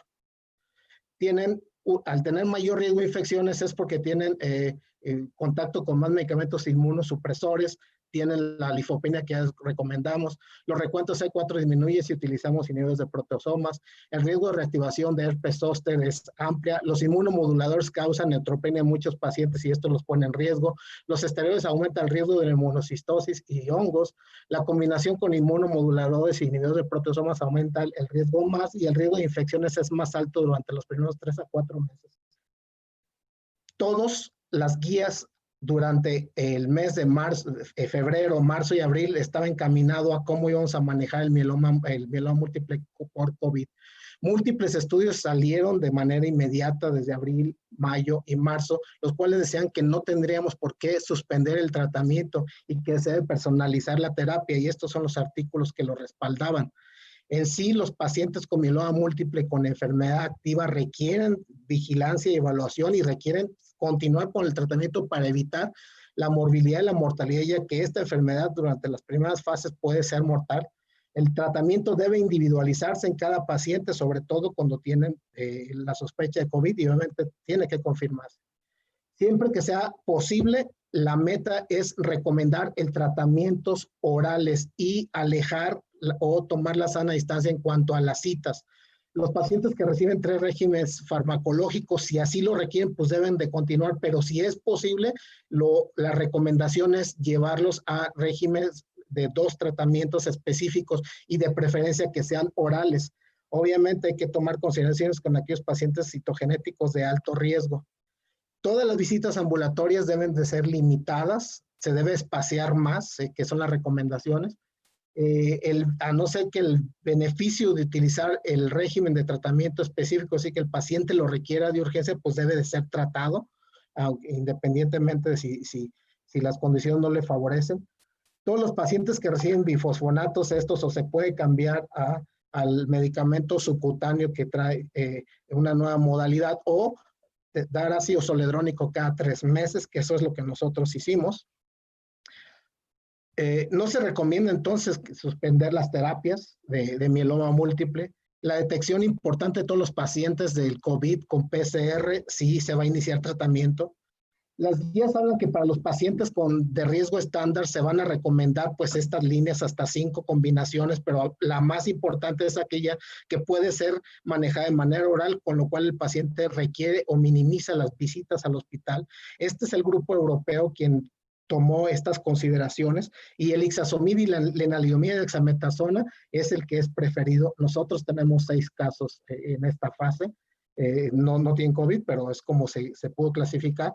El otro, lenalidomida, bortezomib, dexametasona. Si bien el bortezomib no es oral, la presentación subcutánea vino a facilitar mucho el que nosotros pudiéramos poner distancia entre los pacientes en la sala de espera y en las visitas durante el seguimiento. Se asoció mucho a la telemedicina, que es lo que estuvimos ampliando. También apoyados un poco por la industria farmacéutica, que tiene las pruebas para el seguimiento y monitoreo, por lo tanto no deberían de acudir al hospital y solamente vía telefónica. Para pacientes de alto riesgo, pues obviamente el carfilzomib, el grupo europeo de carfilzomib, lenalidomida de dexametasona, pero dadas las condiciones del paciente, si era un paciente que era fit y era importante y era de alto riesgo, pues darle el carfilzomib. Pero si no, se podía quedar con lenalidomida de dexametasona. Disminuir las dosis de dexametasona a 20 miligramos. Luego, buscar la aplicación de vía subcutánea para que los pacientes pudieran recibir su tratamiento de manera importante. Si el paciente era candidato a trasplante y ya estaba en esta fase, pues se retrasó el trasplante, las citas de trasplante. Y a todos los pacientes que entran a trasplante, pues se les hace prueba COVID. Si el paciente durante la evolución logró muy buena respuesta parcial, como sí fue el seguimiento de los pacientes de primera vez, que no pudimos separarlos más que las visitas cada 3 meses, la dosis y la frecuencia de la administración del fármaco se fue evaluada y obviamente se podía o se recomienda que se modifique después de 10 a 12 ciclos. Más sin embargo, ya para esta fase, pues obviamente los pacientes están continuando con su tratamiento igual en su fase de trasplante. La lenalidomida es el tratamiento de elección como mensaje oral para los pacientes en mantenimiento, o el bortezomib subcutáneo o el ixazomib para pacientes de alto riesgo. Y nosotros aquí tenemos 6 y 3 pacientes en esas modalidades. ASH recomienda al bortezomib, lenalidomida y dexametasona durante la fase inicial, o el bortezomib si es subcutánea, o lenalidomida de dexametasona. Para el mantenimiento también, igual que los europeos, bortezomib cada 2 semanas para pacientes de alto riesgo. Si la edad es avanzada, con Revlimid, bortezomib, dexametasona. Y según si las alteraciones citogenéticas y las comorbilidades, pues se podía continuar. Continuar con Revlimid, con lenalidomida, dexametasona dosis baja, solo después de que se logre una buena respuesta. No se recomienda suspender las terapias de mantenimiento, se debe continuar. Nos ha ido bien hasta la fecha con estas recomendaciones. El acceso extendido de lenalidomida, esto es para aquellos pacientes que tenemos nosotros subrogados, es decir, que se les pueda dar el tratamiento o las cajas, que no vengan a surtir las recetas cada mes, sino que se les dé las cajas para cada 3 meses. El alto riesgo, obviamente, mantenimiento se debe ser a los pacientes de alto riesgo con lenalidomida, bortezomib, dexametasona, o dexametasona, lenalidomida, si es apropiado, obviamente, igual que las guías europeas. Si un paciente contrae COVID, es prudente interrumpir, y obviamente es lo que hemos estado haciendo. Si es COVID, se manda a su casa a resguardo si es asintomático y tiene respuesta completa, o si presenta síntomas, presenta cuadros clínicos, tiene parámetros respiratorios. Nosotros lo que hacemos era clínica de COVID, tos, fiebre, dolor óseo, dolor de garganta, pérdida del olfato. Se iba al área COVID, se hisopaba, se mandaba al área de transición, esperábamos la respuesta. Si era positiva, entraba al área COVID. Si era negativa, se vigilaba en área de transición o se daba de alta hacia su casa con monitoreos telefónicos. Una vez que están dentro del área COVID, pues obviamente todos los días se le está llamando a los familiares para informarles cuál es el caso. Múltiples estudios, múltiples protocolos se estuvieron rondando durante esta fase en las salas COVID, desde medicamentos como el ruxolitinib, como otros anticuerpos monoclonales específicos, y hasta el plasma convalescente. todos los ensayos, todos los pacientes que estaban en ensayos clínicos hoy para estas fechas ya se están empezando nuevamente a abrir. Se están priorizando los pacientes que tienen manejos y tratamientos orales. Todavía se les pide a los coordinadores que las citas se vayan posponiendo y se vayan abriendo y que la vía de telemedicina sea la marcha correcta. Si se requiere realizar un estudio de laboratorio durante este tipo de ensayos, pues solamente se le da su cita, o si se puede posponer con las notas correspondientes, se ha estado haciendo. Todos los ensayos que están corriendo actualmente requieren darle prioridad a aquellos que tienen un enfoque oral, tratamiento oral, o con la finalidad de minimizar las visitas a las salas de infusión. Todos los pacientes con una enfermedad que ya ha sido multitratada, se abrieron ensayos clínicos, sobre todo de manera compasiva, para los pacientes que ya han tenido, pues obviamente, muchos tratamientos que están en enfermedad progresiva. A estos se les pasó a la fase de cuidados paliativos con la telemedicina y el sistema que tiene el call center de cuidados paliativos para darle su seguimiento, para el dolor, para los procesos infecciosos y obviamente para informar al paciente en caso de duelo. Esta es la guía que nosotros seguimos. Obviamente nosotros, además de dar y priorizar el tratamiento oral con talidomida, que eran pues lo que más puede para el paciente, lenalidomida, ixazomib y bortezomib de manera subcutánea, que es lo que nosotros nos permitió dar a los pacientes de visita cada 3 meses, aquellos pacientes que tenían seguimientos solamente con respuesta completa y post-trasplante que no requerían más que vigilancia y sin mantenimiento, se vieron cada 6 meses, se están viendo cada 6 meses. Los pacientes que tienen respuesta completa, post-trasplantados y están en mantenimiento, se les hace llamadas telefónicas y vía de telemedicina. Y a los pacientes de primera vez que están iniciando tratamiento, pues ellos se está evaluando como cualquier otro caso de mieloma múltiple primera vez, sin tener época de COVID cada 3 meses.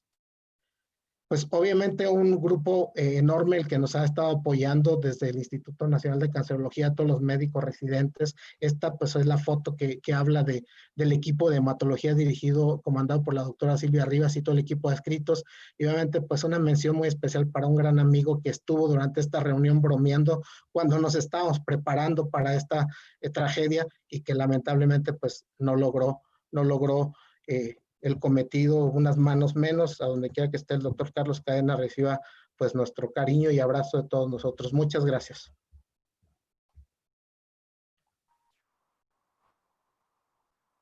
Doctor Ramiro, por tu presentación y por tus palabras emotivas dirigidas a un compañero, un colega que es el doctor Carlos Cadena, que hace algunas semanas nos dejó víctima.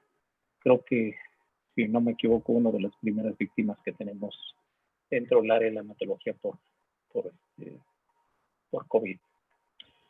Bueno, pues pasemos a la sesión de preguntas, comentarios. Déjenme comentarles que ha despertado interés. Tenemos varios comentarios de nuestro auditorio. Tenemos en Zoom se han enlazado prácticamente 592, casi 600 personas, más los que nos siguen en Facebook. Agradecer, y al final voy a mencionar de qué partes nos han seguido de toda América Latina. Y bueno, pues por supuesto agradecer a ellos, a todos nuestros colegas de América Latina y por supuesto a los que se han enlazado aquí dentro de nuestro país. Pues hay algunas preguntas, creo que algunas interesantes, dado que es un tema poco diagnosticado, o a lo mejor poco sospechado. Hay algunas preguntas, Adrián, que a lo mejor tú lo comentaste entre líneas de tu presentación, pero yo creo que valía la pena, lo preguntan y valía la pena enfatizarlo, ¿no? Y te voy a dar, porque son varias muy entran dentro del cuadro que tú mencionaste, son varias preguntas, las trato de resumir en una sola pregunta. ¿Qué tan frecuente es en México que veamos amiloidosis y qué tipo de amiloide es el que más se ve en México? ¿Y qué órganos o en qué condiciones clínicas es lo que más se observa en México?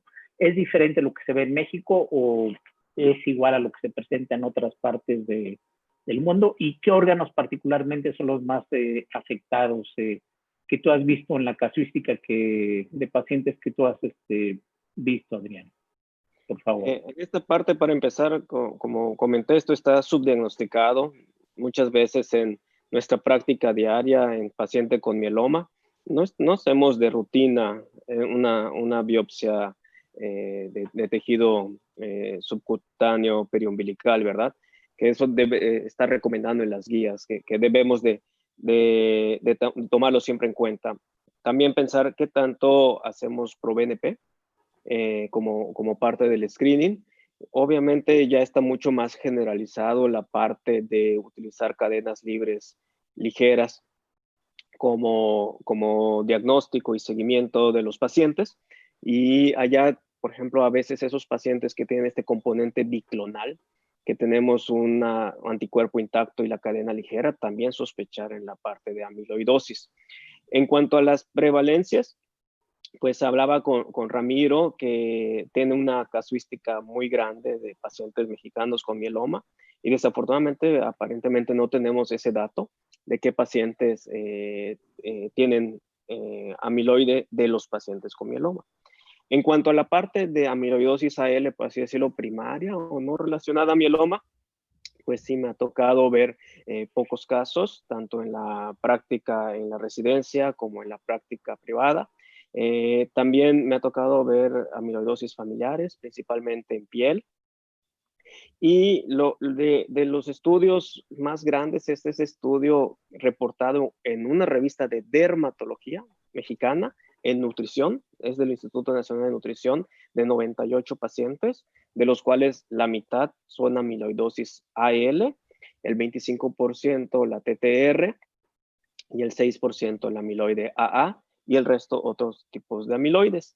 En cuanto a la prevalencia de órganos afectados, riñón, corazón, neuropatía, hígado, intestino, que no difieren tanto, o por lo menos en la discusión de este artículo, no difieren tanto de las presentaciones internacionales en esta situación. Vale, ok. Gracias, Adrián. Víctor, hablando específicamente del tratamiento, hay dos preguntas. ¿Cuál sería el mejor esquema y con base a qué decidirías el mejor esquema que se podría dar a un paciente con amiloidosis? ¿Consideras la edad? ¿Consideras si es fit o no fit? ¿O con base a qué se puede establecer algunos parámetros en relación al tratamiento? Es una de las preguntas que nos hacen. Por favor. Bueno, esa es una, espero que me escuchen. Sí. Esa es una muy buena pregunta porque, como les mencionaba, ahora se finalizó el estudio de Andrómeda, que es CyBorD con daratumumab. Entonces, estamos esperando las respuestas, como ven en el estudio inicial, que es el 25 pacientes que se hicieron en el estudio de seguridad. La respuesta a órgano es mayor. Se presentó en el simposio de amiloidosis de manera preliminar las respuestas en estos pacientes, pero el seguimiento es muy temprano. De lo que sabemos de los pacientes que son elegibles para el trasplante, igual que en mieloma, parece ser el mejor tratamiento para lograr respuestas duraderas. El problema es que si seleccionamos a los pacientes basados en el ProBNP o basados en la troponina, que son los factores o también el grado de afectación, la edad, la falla renal, solo 20% de los pacientes serían elegibles a trasplante. Entonces, para los demás, depende de la afectación cardíaca, dependen de otros factores. En general, todos los pacientes van a responder al mejor tratamiento que te dé una respuesta hematológica. Entonces, CyBorD con daratumumab se antoja que va a ser ideal en ese sentido porque las respuestas esperadas son cercanas al 100%. El problema es que alrededor del 10 al 20% de los pacientes mueren durante los primeros 3 meses o durante los primeros 12 meses porque no son capaces de tolerar ninguno de los tratamientos que tenemos disponibles. Entonces, en ese tipo de pacientes, el problema no es elegir el tratamiento, es el hecho de que cualquier tratamiento es desafortunadamente incapaz de ser tolerado. Entonces, muchos pacientes a veces los hospitalizamos durante el primer ciclo y los tenemos monitoreados del corazón, pueden tener desfibrilador. Los pacientes después se van a casa y pueden morir yendo al baño, haciendo una reacción vasovagal en un corazón que es muy débil y que no responde. Entonces, todo se considera para la decisión de cuál es el mejor tratamiento, pero en realidad los pacientes que tienen como tal una necesidad mayor de lograr tratamientos más rápidos es el paciente de alto riesgo, que son los que tienen enfermedad cardíaca avanzada. Para esos pacientes, lo que se antoja ideal es la combinación de un buen tratamiento con respuesta hematológica como daratumumab y quizá la combinación con uno de estos nuevos anticuerpos monoclonales con capacidad de eliminar esta proteína depositada. Entonces, como les comentaba en el estudio del birtamimab, que es el NIOD1, ese anticuerpo no sirvió para pacientes con estadio 1 y 2, pero los pacientes con estadio avanzado fueron los que mejor respondieron y los que mejor supervivencia tuvieron. Entonces, quizá la combinación de daratumumab con uno de estos medicamentos tendría un efecto. Hay un ensayo clínico que esperamos empezar ahora en el otoño, a mediados de otoño, que tiene la combinación de CyBorD con este anticuerpo que les mencioné, el KL101, que es un anticuerpo que se fija a la porción críptica, a la cadena ligera, ya sea kappa o lambda. Entonces, la posibilidad es que quite la proteína y utilizando el CyBorD tengas una buena respuesta. Entonces, estos pacientes que se van a incluir son los pacientes que tienen afectación cardíaca. Está diseñado solamente para pacientes de alto riesgo. Entonces, esos pacientes son los que necesitamos explorar nuevas avenidas de tratamiento porque son los pacientes que no toleran los tratamientos convencionales. Víctor, me queda claro que tú mencionas el tratamiento ideal y creo que pues, pues en teoría lo que debemos usar, pero ¿qué pasaría? Por ejemplo, sucede que en algunas instituciones en México está la restricción del uso del bortezomib. Si no tuvieras el bortezomib, y te lo digo porque es una de las preguntas que nos cuestiona alguien, ¿cuál sería la opción? ¿Qué esquema sería el alternativo? Partiendo de lo ideal, bueno, ¿cuál sería si no tengo el bortezomib? ¿Qué otro esquema podríamos usar como alternativa? Bueno, como les comenté, si lo vemos más en cuanto al costo real y el costo a largo plazo, el trasplante sigue siendo uno de los tratamientos que en lugares en Estados Unidos y en Canadá es de los tratamientos más baratos. El costo de un trasplante es el costo de 2 meses de tratamiento con daratumumab y con CyBorD. Entonces, el considerar trasplante en pacientes que son, que no tienen tanta enfermedad cardíaca, que tienen, no necesitamos ni siquiera hacer una inducción. Hay pacientes que tienen menos de 10% de células plasmáticas, los colectamos con factor y los trasplantamos. Entonces, en México sé que hay programas que son un poco más baratos. Entonces, si comparas el valor de eso con los tratamientos que quizás son convencionales en Norteamérica, el valor del trasplante sigue estando ahí. Los otros tratamientos que podríamos utilizar si los pacientes no son elegibles para trasplante y no tenemos bortezomib o no tenemos lenalidomida. La lenalidomida, de hecho, no es de los mejores tratamientos para amiloide porque les hace retener más líquidos, tiene un efecto de flero en el corazón que hace que los niveles de NT-proBNP se eleven. Entonces, pacientes que como tal no les podemos dar bortezomib, no les podemos dar otros medicamentos novedosos, el tratamiento con talidomida, dexametasona y ciclofosfamida tiene buenos resultados y el grupo inglés, el Centro de Amiloidosis de Londres, lo utilizó por más de 20 años.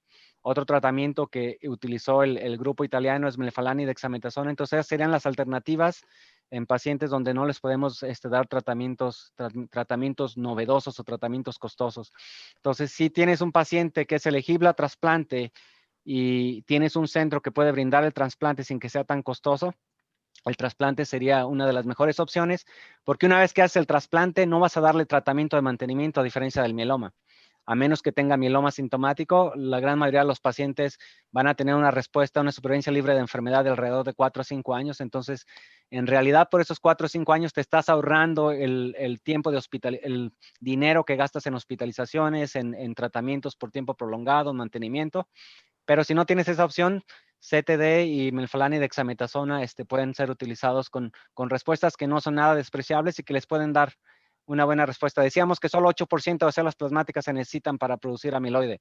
Entonces, estos esquemas de tratamiento pueden ser lo suficientemente adecuados, sobre todo en personas que no tienen mucho daño en el corazón, para tener una buena respuesta y mantenerla por tiempo prolongado.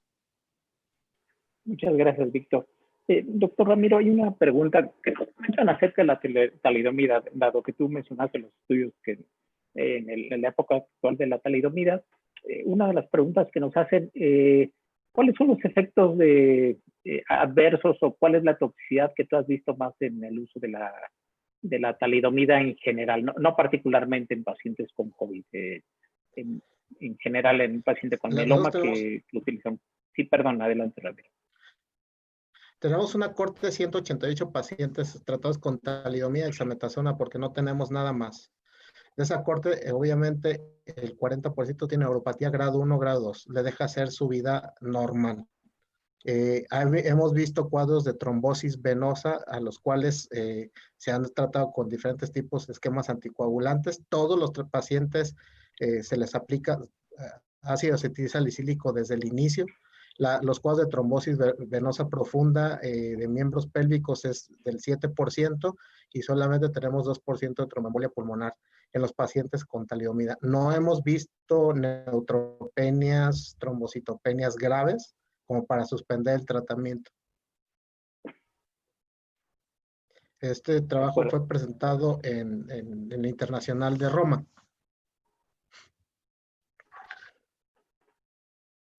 Ok. ¿Hay algún criterio? Una pregunta que nos hacen es si hay algún criterio especial para si el paciente tiene mieloma múltiple y tiene COVID, tiene un esquema de tratamiento. La pregunta nos dicen, ¿habría que considerar a ese paciente incluirlo a un esquema que lleva talidomida?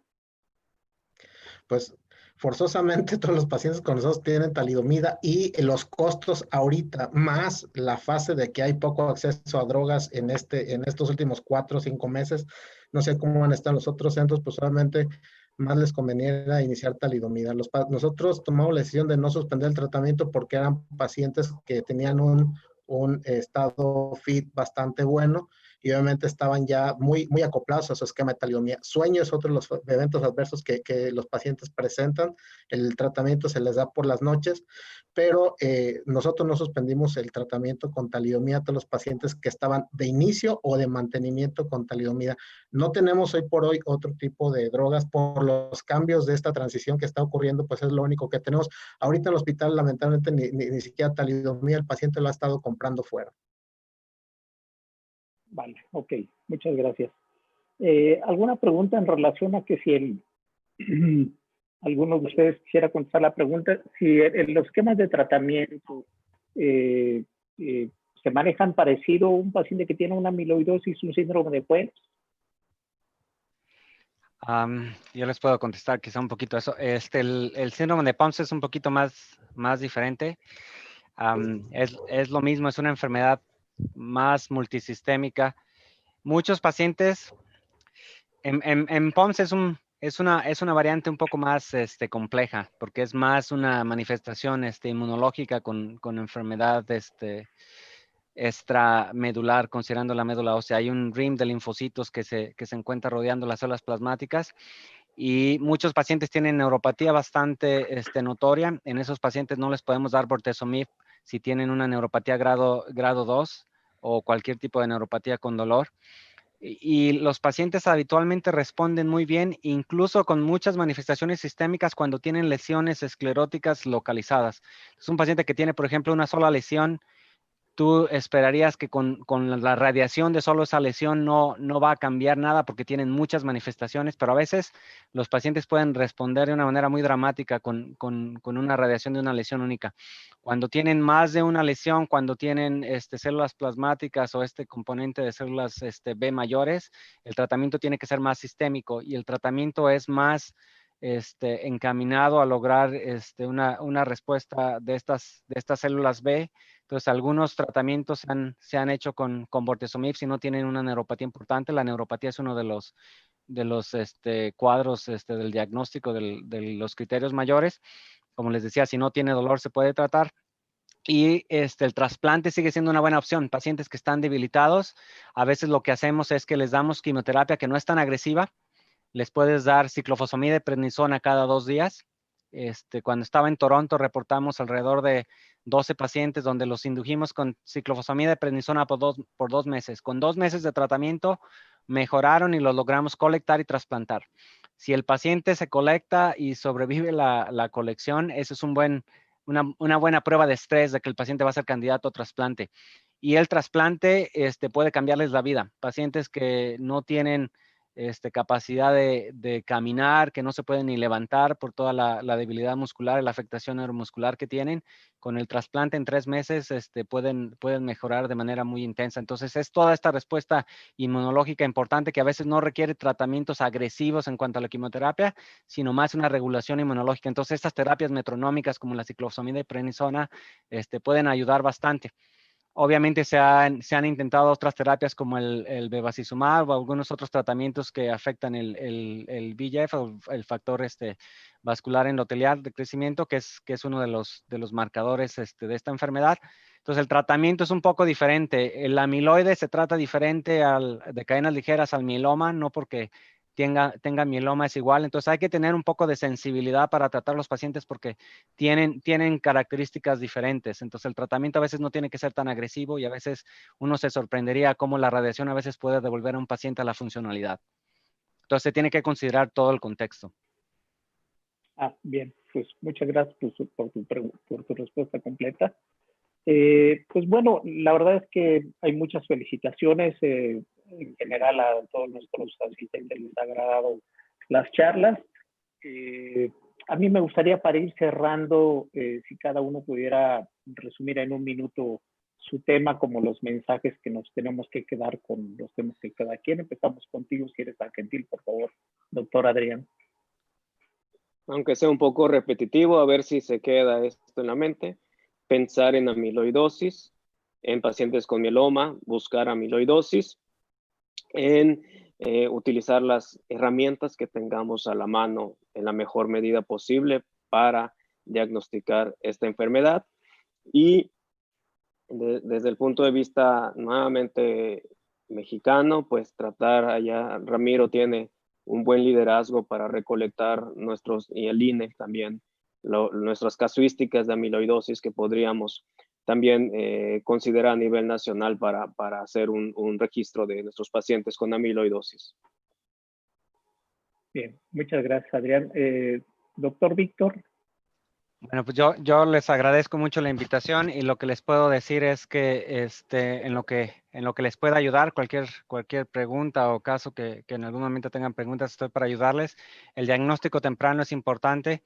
En Norteamérica decimos que por cada 5 pacientes con mieloma que vemos debe haber un paciente de amiloide. Si no estamos viendo un paciente de amiloide por cada 5 pacientes de mieloma, quiere decir que no estamos viéndolo de manera adecuada. En México es un poco diferente porque, como les mencioné, la casuística sugiere que al menos si revisan los pacientes mexicanos que viven en Estados Unidos, tiende a ser menor.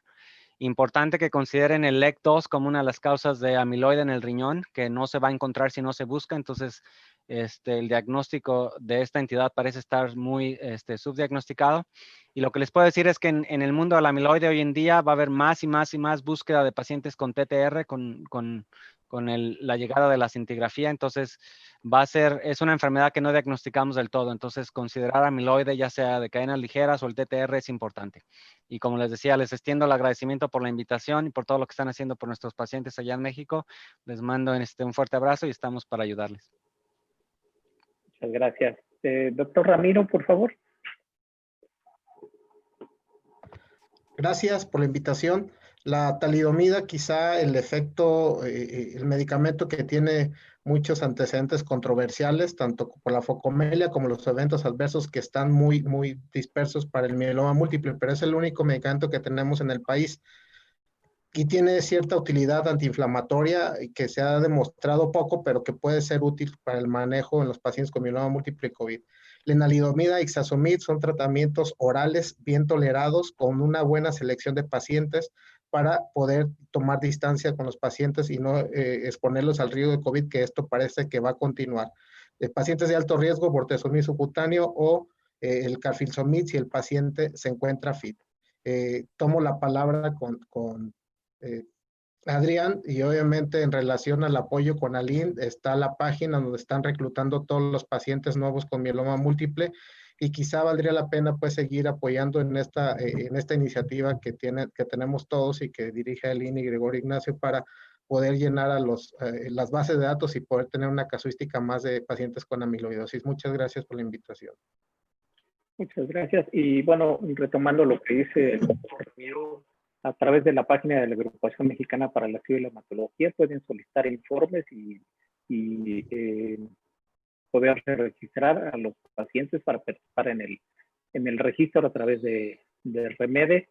Y bueno, pues muchas gracias. Y antes de cederle a nuestra presidente la voz para hacer las palabras finales de agradecimiento, nada más informarle que pues estamos cerrando con 600 participantes, mayoritariamente de la Ciudad de México, pero bueno, quiero enfatizar que también del Estado de México un número importante, igualmente de Jalisco, de Puebla, de Michoacán, Nuevo León, Oaxaca, Chiapas, Yucatán, Guanajuato, Chihuahua, Morelos son los más, y de la parte de América Latina, el resto de países que nos siguen, a nuestros colegas, muchas gracias. Pues importantemente sigue Bolivia, Perú, Colombia, Ecuador, Paraguay, República Dominicana, Venezuela, por supuesto, Namibia, Argentina, El Salvador, Panamá, España, Nicaragua, Guatemala y Chile. Así que muchas gracias a todos. Y doctor Oscar, te cedo las palabras para el cierre de nuestra sesión. Muchas gracias. Pues muchas gracias, Carlos.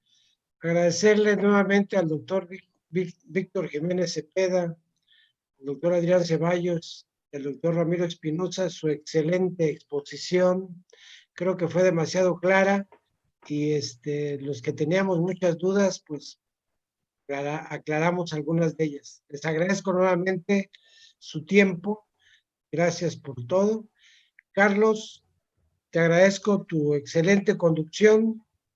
Quiero agradecerles a dos personas que durante este mes nos han apoyado incansablemente en la coordinación de los eventos, que es nuestra coordinadora estrella de la agrupación, Montserrat de la Teja, y Jimena Castro. Muchas gracias a ellas dos porque se fajaron en este mes tratando de organizar perfectamente bien. También voy a permitirme agradecerle al patrocinio al Laboratorio Takeda. Gracias, muy amables. Que pasen muy buenas noches. Y hasta muy pronto. Gracias.